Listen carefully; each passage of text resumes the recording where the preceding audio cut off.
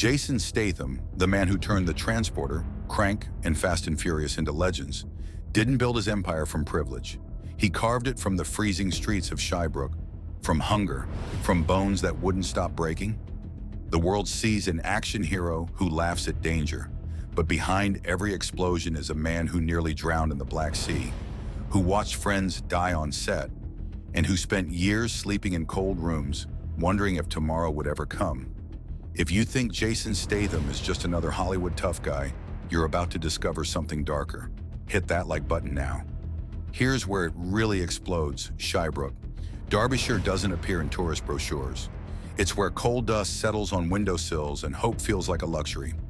Jason was born there on July 26, 1967, into a family that knew struggle like an old friend. His mother, Eileen, was a dancer. His father, Barry, worked 3 jobs: mining coal at dawn, painting houses by day, selling trinkets at street markets by night. Their house smelled of coal smoke and quiet desperation. Jason followed his father through the markets of Great Yarmouth, hawking cheap jewelry to strangers who rarely looked twice. Years later, Jason would joke about how his dad taught him to do handstands before he could walk. But the truth behind that laugh was darker. Balance wasn't just a skill, it was survival. But that's not all. While other kids played football, Jason was drawn to motion. At 12, he started training seriously at the Crystal Palace National Sports Centre in London. He was already years behind. Most divers had been practicing since they were 5, but being late just meant working harder when everyone else had gone home. Weren't you on the British diving team? I was on the British team for almost 10 years. It was a silly thing. I got into it really late. To be, efficient in any kind of international sport, you have to start when you're like 5 years old. You're looking pretty efficient there. Can I just say? That was way back in the day. Yeah. That one hurt, the one on the end. Yeah. But they had... No, I was on holiday in Florida with my mum and dad, in Miami, believe it or not. And there was a guy who used to do a high dive at noon every day from one of the hotels that we stayed in. And I went, you know what, when we get home, I'm going to do that. And literally, I joined the club. I was like, and within a year, I was on the British team, and then it just took its own momentum, and I just spent the next 10 years doing that. Did you ever want to compete in the Olympics? Yeah, I did like 3 Olympic trials, and I never went to the Olympics. I did tons of internationals all around the world. He trained alone in empty pools. The echo of his dives the only sound. His hands bled, his muscles screamed. But he kept climbing back to that board, night after night. That cold water became his teacher. Discipline became his only companion. And then came the bombshell. In 1990, Jason represented England at the Commonwealth Games, diving from the 10-meter board. For one brief moment, it looked like the boy from Shirebrook might make it to the Olympics. But in 1992, he missed the British Olympic team by a single spot. 10 years of sacrifice vanished beneath still water. He didn't cry or rage. He just watched the pool's surface calm, as if erasing every ripple of his dream. This is where it all falls apart.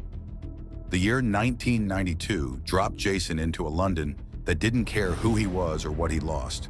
He slept in cramped flats with strangers, in rooms where windows wouldn't close. Some mornings he'd wake up to see his breath fog the air, wrap himself in a second-hand coat, and whisper, "Just one more day." Between 1993 and 1996, Jason lived day to day selling whatever he could: cheap perfumes, watches, small trinkets.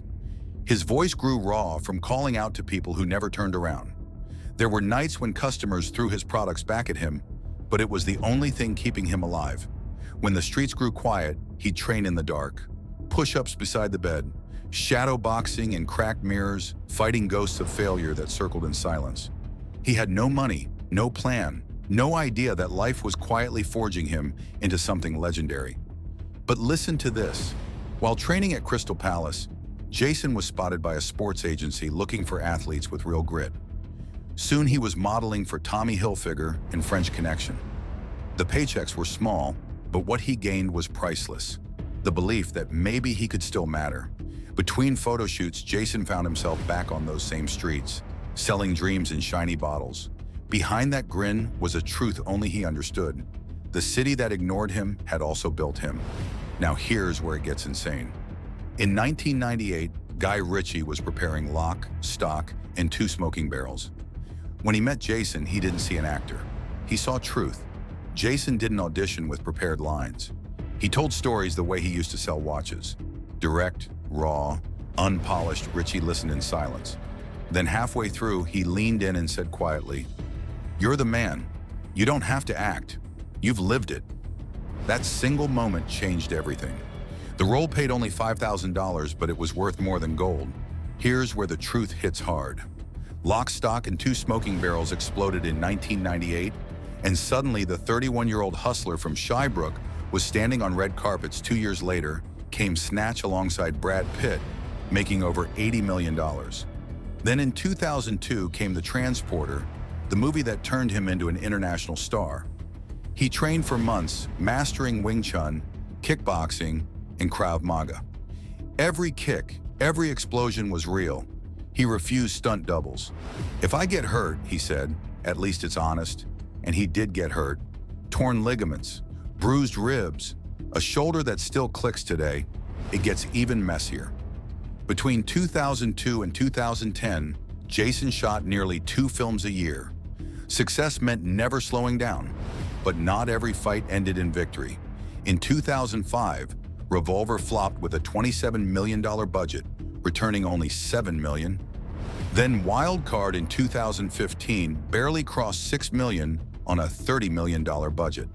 Hollywood began whispering that word, replaceable. But Jason never folded. He fought back with The Bank Job in 2008, grossing $66 million. Then came The Expendables in 2010. Jason wasn't looking up to legends anymore. He was one of them. And that's when the tables turned. Fast and Furious 7 turned him into a global phenomenon with over $1.5 billion at the box office. Then The Meg in 2018 grossed $527 million worldwide. But behind the applause was a quieter war. Hollywood loved his fists, but not his feelings. "You do one thing too well," he once said, "and they don't let you do anything else." This part left everyone stunned. Before the fame, there was Kelly Brook. She was already famous when they met. He was still hustling. Together, they were lightning and calm. In those early years, life was simple London nights, cheap dinners, laughter in small apartments. But fame came fast and hungry. While Jason spent long days on set, Kelly's world spun in television lights, 2 careers rising in opposite directions. Then came the headlines about Kelly and Billy Zane. The news didn't just break, it crushed. Jason didn't shout or blame. He simply went quiet, replacing every emotion with discipline. Things went downhill fast. By 2005, Jason met Sophie Monk, the Australian pop singer who entered his life like a spark in a storm. She was 26, wild and funny. Together, they were laughter and danger. But while Jason filmed across continents, Sophie's career bloomed back in Australia. In late 2006, after a year and a half, the distance spoke louder than words. By morning, she was gone. A year later, Jason met Alex Zossman, a London-based model. After years of airports, Alex represented peace. With her, Jason found mornings that smelled of coffee instead of adrenaline. But between 2008 and 2009, his workload became brutal. He was gone for months. By 2010, after nearly 3 years together, they quietly parted ways. Everyone wanted the actor, Jason once reflected. No one saw the man. The real chaos starts here. In 2010, at 43, Jason met Rosie Huntington-Whiteley, a 23-year-old model whose quiet grace disarmed every wall he'd built. "You don't talk much," she teased. He smiled. "I've said enough in bruises." Their early days were made of little things. Walks through Notting Hill, her head on his shoulder as London rain tapped the windows. For the first time in years, Jason wasn't acting. By 2016, they were engaged. A year later, their son Jack Oscar was born. The toughest man in Hollywood, undone by something so small. In 2022, their daughter Isabella James arrived. Now in 2025, Jason is 58, a father of 2, finally at peace. He and Rosie live mostly in London. Their mornings smell of pancakes and crayons. "Privacy is our peace," he told Esquire. "Brace yourself for this one. Peace never lasts long in a life built around danger." In 2011, during the Expendables 2 in Bulgaria, tragedy struck. Jason was rehearsing near a lake. Beside him was Kun Lu, only 26, a rising stuntman from China. He told Jason that morning, "One day I'll be where you are." Moments later, a stunt explosion went off seconds too early. The sound tore through the mountains. When it was over, the crew stood frozen. "You think you're invincible?" Jason told a friend weeks later, "until you see someone die doing what you love." From that day on, something changed. On every set since, he closes his eyes before cameras roll, whispering something only he can hear. It spirals from here. 2 years later, in late 2013, Jason was finding peace again on Fast and Furious 7. At the center of that family was Paul Walker. Only 40, all warmth and light, Paul broke down every wall. "You're one of us now, mate," he said after their first table read. On set, Paul would bring Jason coffee, tease him about being too serious. The guy had no ego, Jason recalled. Then November 30th, 2013. Jason was in rehearsals when the news broke Paul Walker killed in a car accident. The room went still. A Porsche Carrera GT, 90 miles per hour, a split second. Paul wasn't driving, but neither made it out. When Paul died, Jason said later, the world lost a star. But for us, it felt like the ground gave way. You don't move on from a man like Paul. You just carry his light wherever you go. That's when everything unraveled. There's nothing more heartbreaking than when your own body becomes a battlefield. For Jason, that battlefield had raged for decades. By his 40s, years of impact had left his spine compressed, his joints screaming. Still, he refused to stop. Then came the Expendables 3 in 2014. Bulgaria, a blinding summer noon by the Black Sea. Jason was behind the wheel of a 3-ton truck. Cameras rolled. Then the brakes failed. In that instant, time snapped. The truck jerked violently. Someone shouted, but the word was swallowed. The barrier exploded. The truck plunged nose first into the Black Sea. The windshield shattered. Water surged in, dark and heavy. Jason's seatbelt wrenched tight. He tried the door. Stuck. He kicked. Nothing. His breath thinned. Air became a memory. For a moment, only silence. He thought of Rosie's smile, his son's laugh. Home. Then instinct took over. He slammed his shoulder against the door. Once, twice, crack. Light. The door burst open. He kicked, fought, reached. When he broke the surface, the air hit him like a fist. Sylvester Stallone was among the first to reach him. Later, Stallone said if anyone else had been behind that wheel, they'd be dead. That night, Jason sat alone, whispering, it should have been over. And then, total chaos. The years that followed were no easier. He turned 50, then 55. The scars multiplied. Some mornings, he admitted, I can't even feel my left shoulder. But he never complained. His doctors urged him to slow down. He ignored them. If I stop moving, I'll rust. Now in 2025, Jason is 58.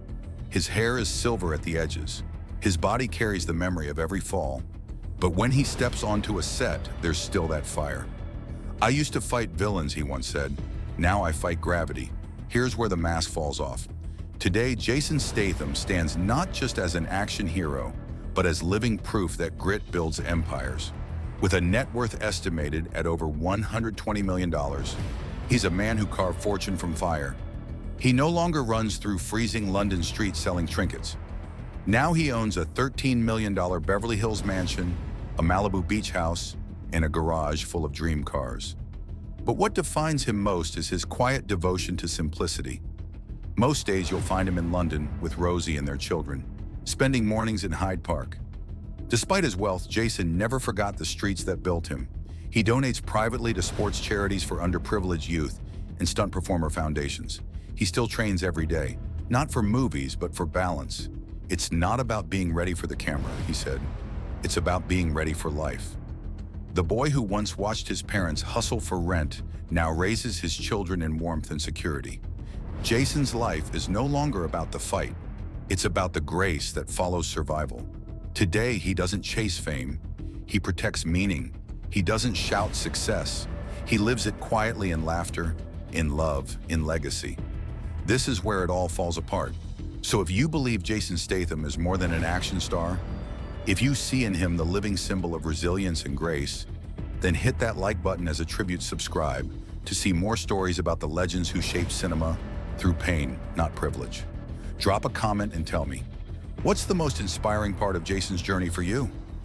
Because Jason Statham didn't just survive Hollywood, he rewrote what it means to be indestructible.